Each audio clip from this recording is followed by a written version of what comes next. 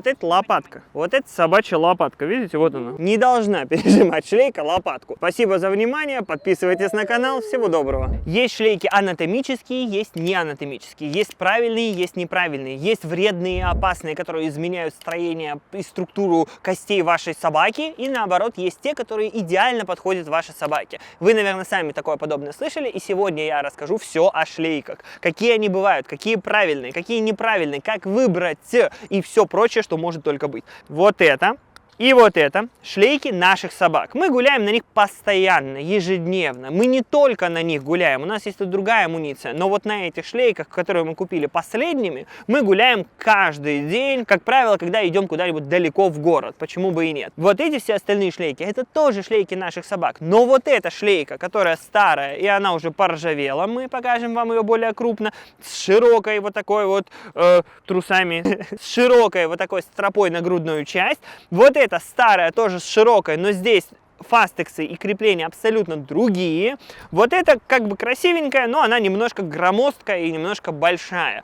Это на двух собак все наши шлейки. Давайте по порядку разбираться со всем. Начну с самого главного. Шлейка не делает собаку послушней вообще никак. Бывают такие фантастические забавные истории о том, что человек надел на свою собаку шлейку, и она вдруг перестала тянуть поводок. Как правило, это происходит немного от дискомфорта. Грубо говоря, на вас надели смирительную рубашку, вы немного тоже растерялись. В остальном разницы абсолютно никакой нету, потому что это всего лишь амуниция. Это никоим образом не делает ее послушней в дальнейшем, потому что собака к шлейке также привыкает. Здесь же многие еще говорят, что шлейка полезнее или менее вредна для прогулки с собакой. На самом деле все тоже работает абсолютно не так. Шлейка, она анатомически распределяет давление. То есть, когда собака тянет вперед, давление распределяется на шейную стропу и на грудную стропу. Еще можно услышать такую информацию, что на нижнюю стропу тоже идет давление. Но поверьте, оно идет не настолько сильным. Да, действительно, оно распределяется. И как раз таки отличительная черта, что оно не должно болтаться, оно должно вот так вот равномерно прилегать. В этом отличительная черта шлейки от ошейника, потому что ошейник давит только на шею, он никуда больше не давит и не распределяет давление. И постоянное воздействие на шею, бывает как минимум дискомфортно, неудобно и особенно зависит от собаки. Если постоянно приходится подтягивать собаку, шлейка будет более приоритетна. Но шлеек огромное количество, поверьте, их очень много. Я недавно даже видел одно впервые, реально, шлейку-удавку. Шлейка, ее подтягивают, она как бы сжимает еще сильнее, как раз таки, я не помню, что она сжимает, она то ли лопатки сжимает вот здесь, то ли шею и грудной отдел. Не знаю, у меня есть фотография, довольно-таки страшная, ужасная, она где-то здесь появится, и я впервые такое увидел, потому что раньше я об этом даже не знал. Но такие извращения тоже есть, и я не рекомендую. Шлейка удобна только тем, как раз таки, что она равномерно облегает тело собаки, и это примерно как кофта. Она не должна пережимать грудной отдел, либо шейный отдел, но при этом она не должна болтаться, что она во все стороны может у вас проворачиваться. Самое лучшее сравнение — это часы. Часы точно так же не должны пережимать вам запястье, и наоборот, они не должны сильно болтаться. Оно должно быть в меру, в пору приложено к коже. Так же происходит и здесь. Но у собаки еще мы делаем помарку, конечно же, на шерсть. Понятное дело, что если пушистая собака, мы шлейку делаем чуть шире. Если собака гладкошерстная, то шлейку можно сделать чуточку поуже. Это вы должны понимать под свою собаку. Еще раз, самое лучшее сравнение — это лямка часов. Не жмет, но и не болтается. Так же должно быть со шлейкой и любой другой амуницией. Грубо говоря, все собаководы делят шлейки на два типа. Правильные или анатомические и неправильные, то есть не анатомические. Отличительная их черта именно в том, что анатомическая шлейка облегает шею и облегает грудную часть на ребрах. То есть это две стропы, которые не пережимают лапу. То есть лопаточная часть спокойно движется вправо-влево в разные стороны. Нет никакого давления туда и нету никакого натирания. То есть лапы никак не прикасаются к шлейке. При неанатомической шлейке обе стропы сходятся в одной точке, и они пережимают движение лопатки. То есть оно выглядит вот именно вот так. И такие шлейки я не рекомендую к покупке или продаже, когда они вот так вот в единую точку карабином пристегиваются. Оно бывает еще менее пропорционально, то есть еще ниже, но оно все будет перекрывать движение лопатки, и этого быть не должно. Примерно то же самое хорошее сравнение, то, что у вас рюкзак будет не на плечах, а вот вот здесь будет руки прижимать, вы будете себя чувствовать немного неуверенно и дискомфортно. И вот эти неанатомические шлейки, неправильные шлейки я не советую, не рекомендую никогда приобретать своим собакам. Но поверьте, если у вас уже есть неправильная шлейка, вы спокойно гуляете с собакой, она у вас не тянет поводок, это не повод бежать и покупать новую шлейку, чтобы полностью все это менять. И видео создано нейросетью. Ничего страшного в этом плане не будет, потому что собака ее не будет замечать, как вы не будете замечать кофту, которая тоже вас облегает со всех сторон. Здесь вопрос в постоянном давлении, вот в этом натяжении, вот в этом дискомфорте, который появляется, когда собака куда-то тянет, когда собака куда-то ломится, или опять же вы используете поводок. В остальных случаях объективно не имеет значения, на чем собака гуляет. На ошейнике, на анатомической шлейке или на неанатомической шлейке, потому что если оно болтается, это примерно то же самое, что на вашу собаку, не знаю, сверху костюмчик, курточку наденете. Ничего плохого, страшного в этом не будет, потому что оно не сковывает движение. А вот при натяжении оно очень сильно сжимает и давит на лопатки. Поэтому еще раз, не анатомические шлейки не покупаем, покупаем только правильные анатомические шлейки. У нас все шлейки анатомические, они все вот такими вот трусами устроены. Даже вот эта относительно громоздкая и с ручкой, она все равно анатомическая, то есть она вот такая. Я советую смотреть шлейку под свою собаку. Прям приходите в зоомагазин с собакой и меряете все. Смотрите по лопатке своей собаки. Часто я еще видел такое, и это странный совет, который прям людям давали рекомендацию, что вот эта задняя грудная стропа, она должна находиться дальше, ближе к животу или на нижних маленьких мягких ребрах. Это абсолютное заблуждение, потому что как раз таки здесь ребра не такие плотные, они должны находиться ровно посередине. Вот ребра, полностью часть от лопатки до окончания, примерно вот в этом диапазоне должна проходить стропа шлеи, то есть примерно ровно посередине. Если она будет слишком близко к лопатке, она будет натирать во время движения, во время бега или активных любых других прогулок. Если она будет сильно далеко, здесь сильное давление, плюс как раз таки шлейка как раз таки для этого и сделана, чтобы она равномерно распределяла все давление по собаке. Ребра внизу у людей более мягенькие и маленькие, и их переломить очень легко. И у собаки это происходит точно так же. Ребра, которые находятся ближе к крупу, ближе к задней части, ближе к хвосту, они маленькие и мягенькие. Подойдите к своей собаке, потрогайте, и вы поймете, что туда давление будет очень сильным. Плюс, вы, наверное, видели некоторые моменты на маленьких собачках, как их поднимают, и они прям как на рюкзаке, вот так вот, как сумка поднимаются на одном карабине. Ни в коем случае так быть не должно. Передняя стропа находится на шее, задняя стропа находится сразу за лопатками, чтобы оно не натирало лопатки, но и при этом не находилось далеко. Иногда я слышал такие советы, что... Сейчас мы с ним поговорим. Иногда можно услышать, что нижний отдел должен быть широким, как раз таки для того, чтобы равномерно распределять давление. Но здесь отличительная черта именно в том, что основное давление идет на шейный отдел при натяжении. То есть вот эта часть у собаки, она более массивная, более такая широкая, поэтому туда идет основное давление. И на ребра. Грудной отдел не должен сильно болтаться, но он не должен сжимать переднюю и нижнюю стропу, потому что при сжимании, наоборот, увеличивается давление и прилегание к лопаточной части вот здесь. Поэтому он должен быть в меру довольно-таки расслабленным. Но здесь нужно смотреть по своей собаке, что вам удобно или вам комфортно. Вот это синергия шлейка, и я довольно-таки много в ней ходил. Есть проблема, она очень мягкая, она очень вот такая влаговпитывающая. И, во-первых, она подойдет не всем собакам. Во-вторых, когда мы жили на море и часто ходили на море, оно постоянно было мокрым. То есть у меня эта шлейка фактически была одноразовая на одну прогулку. Один раз искупались, и мне приходится снимать и вывешивать это все на сушку. А если очень соленая вода, то приходится постоянно еще отдельно промывать. С шлейками, которые сделаны вот такими вот стропами, вот такими вот простенькими, такого не происходит. Ширина строп тоже бывает разная. Здесь также нужно смотреть по свою собаку. Например, под кавалерчика вот эта стропа не будет тонкая, потому что кавалерчик в целом меньше. Если ему дать более широкую стропу, это будет наоборот занимать у него какой-то процент части тела. А для синергии вот эта ширина стропы будет очень тонкая. Но с грудным отделом широким допустим, бывает такое, что оно как раз-таки немножечко достает лап, и здесь может происходить натирание. Вот у меня у Синергии одна из вот этих шлеек, вот эта зеленая, она широкая. Я ее носил как декоративную довольно-таки относительно долго, но она очень прям вплотную, близко к лапам находилась вот эта часть. У Сири это не натирало, то есть не было натирания как такового, но при этом, при всем, я мечтал избавиться от этой шлейки, поэтому, когда мы купили вот такую, вот эта новая Синергия шлейка, беленькая, красивенькая, она более легкая, она более простая, и она имеет большее количество регулировок, то есть вот нижнюю стропу можно подтянуть,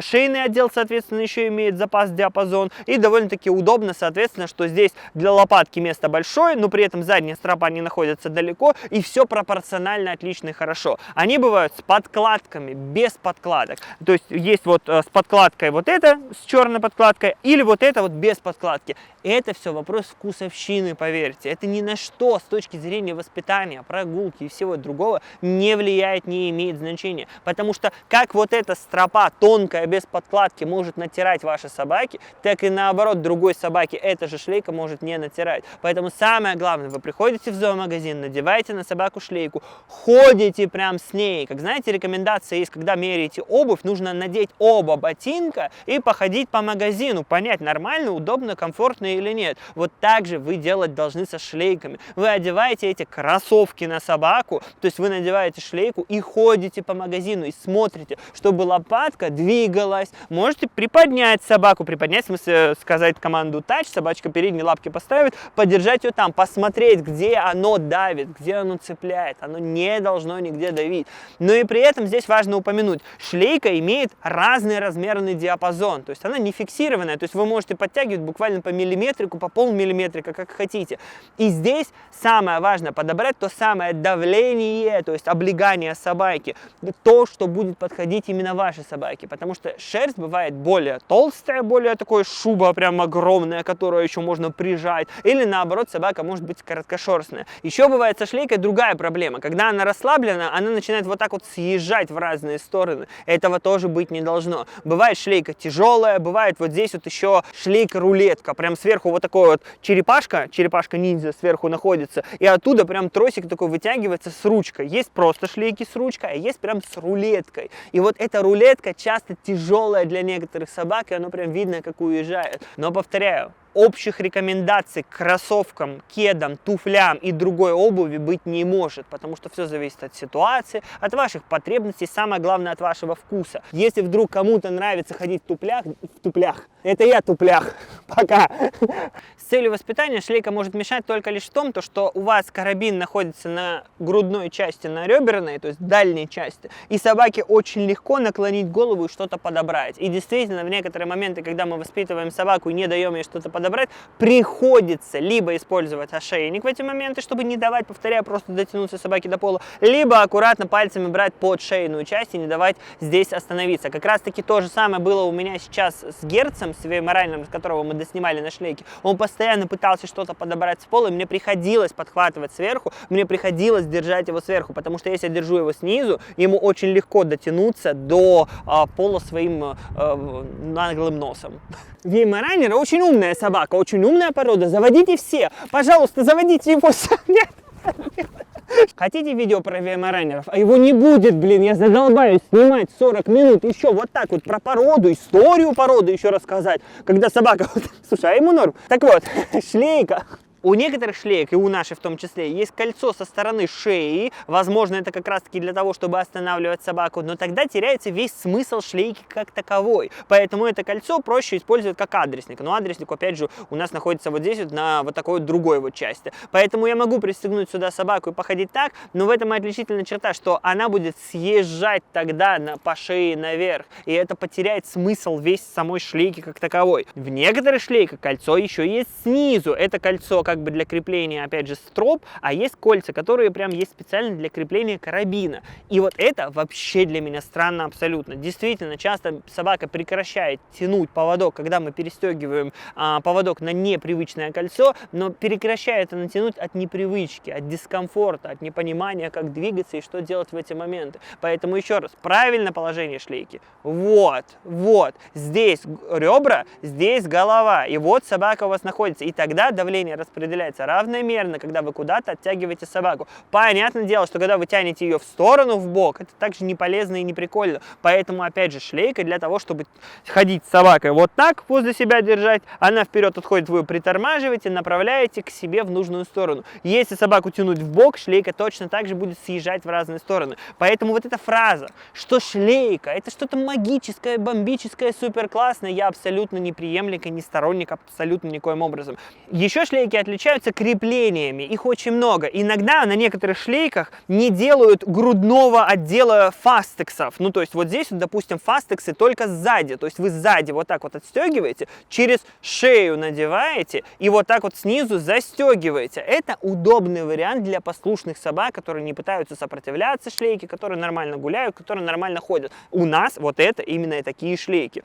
У Синергии шлейка вот с такими вот фастексами и спереди, и сзади, и они очень странные. Они имеют вот такую вот систему, как в роликах, да-да-да, вот так затягивается. Но она, во-первых, немного подржавела, и вот после съемок я наконец-таки выкину эту шлейку, потому что она ждала как раз-таки момента съемок, и не больше ничего. А у Оливера старая шлейка вообще с одним фастексом, только лишь с одной стороны застегивается. И для того, чтобы ее надеть, не просто через шею надеваешь, а через шею, и одну лапу нужно обязательно поднимать, засовывать. И это очень неудобно было постоянно. Во-первых, снимать нужно постоянно. Ты отстегиваешь, одна лапа выскакивает, а вторую надо вытаскивать и через шею потом снимать. Мне это очень неудобно. Но опять же, здесь вопрос вкуса. Когда Сири снималась в сериале, если не ошибаюсь, она ходила в этой шлейке. И если я не ошибаюсь, именно эту шлейку покупали специально для съемки сериала тогда, чтобы была новенькая, красивенькая шлейка. Отличительная черта в том, что актеры, когда ведут диалог, они не будут следить, куда собака там тянет поводок или не тянет. И вот как раз-таки было принято решение, что все собаки будут находиться в шлейках, которым нужно находиться с актерами. Потому что актер идет, на собаку не смотрит, и он аккуратно ее подтягивает. И он не в шею ее тянет. Он подтягивает ее анатомически равномерно, как полностью в кофту, в комбинезон, в рюкзак. То есть полностью распределение идет на все тело. Поэтому очень важно подбирать амуницию, ту, которая вам нужна в определенных ситуациях или в определенных задачах. В некоторых случаях шлейки могут назначаться ветеринарами для того, чтобы уменьшить нагрузку на спину. То есть для того, чтобы собаке было более комфортно ходить, чтобы не было давления на ошейник, на шею в эту сторону, специально ветеринары говорят носить только шлейку. Еще есть специализированные шлейки с грузами для того, чтобы собаку делать более мускулистой и накачанной. Ездовые шлейки на ездовых собаках, хаски, маламуты и так далее, которые действительно бегают и занимаются ездой постоянно. Но если вы впервые об этом слышите, скорее всего, все это вам абсолютно не надо. И это делается только под надзором специалиста, который в этом понимает и знает. Потому что шлейкой с грузами вы можете не накачать собаку, а убить ей суставы. Ездовая шлейка не то чтобы облегчит или утяжелит вам прогулку, она в целом учит собаку тянуть, потому что она для этого и сделана. Она абсолютно облегает тело, и давление распределяется еще более равномерно, чтобы у собаки нагрузка шла на лапы, а не на спину или на шею, или даже не на грудной отдел. То есть это отдельные специфические инструменты, которые нужны только по потребности. Подводим итог и вердикт. Вообще без разницы, на чем вы гуляете со своей собакой. Ошейник, шлейка или без поводка, если вдруг у вас окружающая среда это позволяет. Гуляйте как хотите. Но если вы выбираете шлейку, выбирайте анатомическую, чтобы было шейное кольцо, которое находится вот здесь, и грудное кольцо, которое находится за лопатками. В обязательном порядке смотрите, чтобы ничего не натирало на лапы вашей собаки. Напишите в комментарии, ходите ли вы со своей собакой на шлейке или на ошейнике, что нового узнали в этом видео, какая у вас в итоге шлейка, анатомическая или не анатомическая, то есть пережимающая лопатку или свободно находящаяся на собаке, или может быть у вас шлейка-рулетка или еще что-нибудь подобное. Обо всем рассказывайте в комментарии и помните, все в ваших лапках, только от вас зависит поведение вашей собаки.